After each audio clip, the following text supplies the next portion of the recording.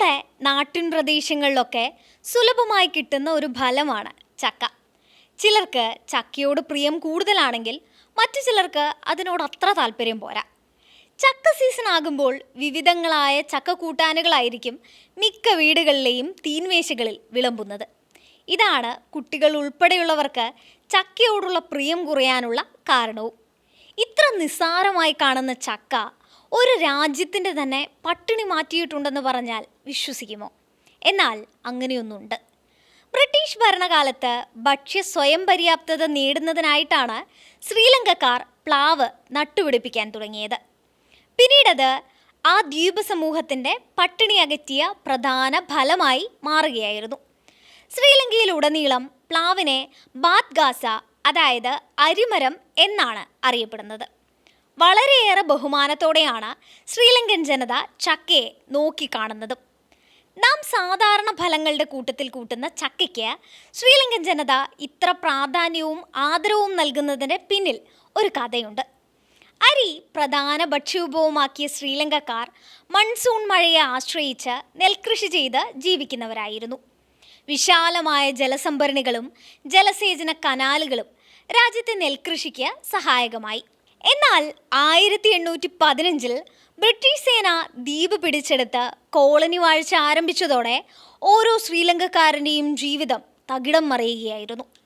ഭരണം പിടിച്ചെടുത്ത ബ്രിട്ടീഷ് സേന കർഷകരുടെ നെൽവയലുകൾ നികത്തി തരിശു ഭൂമിയാക്കുകയും പകരം അവരുടെ കയറ്റുമതിക്കായി തേയില, റബ്ബർ, കറുവപ്പട്ട തുടങ്ങിയ തോട്ടവിളകൾ രാജ്യത്ത് വ്യാപിപ്പിക്കുകയും ചെയ്തു. നെൽകൃഷി കുറയുന്നത് ശ്രീലങ്കക്കാരെ പതിയെ ഭക്ഷ്യക്ഷാമത്തിലേക്ക് നയിച്ചു. ഇത് മനസ്സിലാക്കിയ ശ്രീലങ്കൻ സ്വാതന്ത്ര്യ സമര സേനാനിയായ ആർതർ വി ഡയസ് നെൽകൃഷിക്ക് പകരം ഒരു ബദൽ മാർഗം അവതരിപ്പിക്കുകയായിരുന്നു.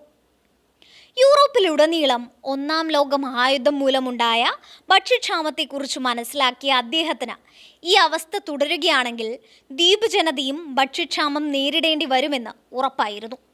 ശ്രീലങ്കയിലുടനീളം ഭക്ഷ്യസുരക്ഷയും സ്വയം പര്യാപ്തതയും സ്ഥാപിക്കുകയായിരുന്നു അദ്ദേഹത്തിൻ്റെ ലക്ഷ്യം.